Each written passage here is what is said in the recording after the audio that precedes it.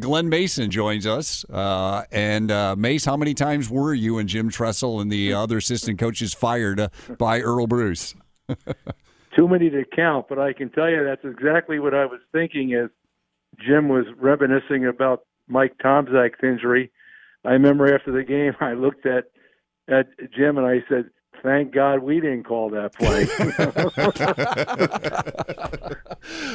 Exactly. Hey, Glenn, I know how close you were to Earle when you got the news today, and we've known he's in failing health, but what went through your mind? And condolences to you too, because I know how close you were to him. But what went through your mind when you heard about Coach Bruce's passing?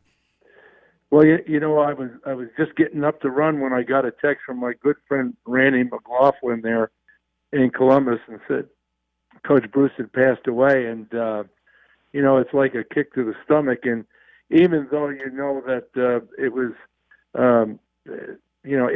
inevitable, none of us are getting out of this thing alive, as we all know. But after the shock, amazingly, I thought about really good times. Yeah. I coached for Coach Bruce at Iowa State and then Ohio State. And, every time you get around with former assistant coaches, I mean, the stories are just endless. There's a few, Earle was not an easy guy to work for. I mean, Earle was and Jim alluded to that, Earle was very demanding. You better pack your lunch when you went to work every day, and it was always a constant push to get better. But you knew his heart was in the right place. You knew he always had the well-being of the players and the coaches, first in hand. And the way that he went about it with his work ethic, his integrity, and his passion for the game of football and his love for Ohio State was second to none. Well, Coach, let's talk about that, his passion for football. One of the things that I felt like in Earle's era was that he was underrated as an offensive innovator. And obviously you're right there with him. Talk to us a little bit about him offensively. Well, Stanley, you and I have talked on our work on the Big Ten Network, but I tend to put coaches in two categories. Either you're a schemer, you're a fundamentalist.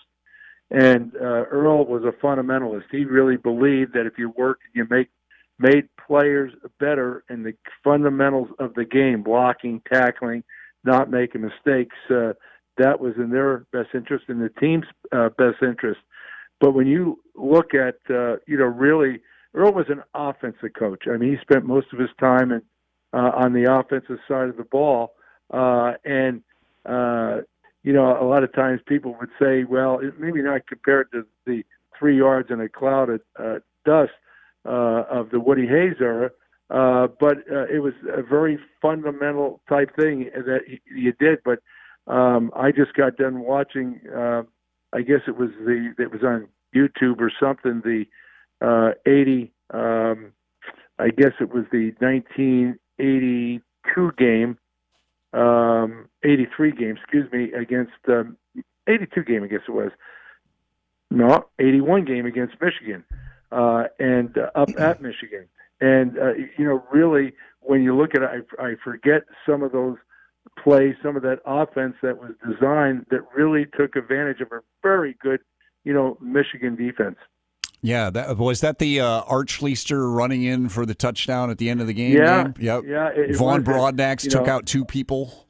Yeah, a couple guys stood out in that game. Marcus Merrick played absolutely tremendous defensively. The linebackers, Timmy Spencer was good at running back, but Art really threw a couple very poor passes.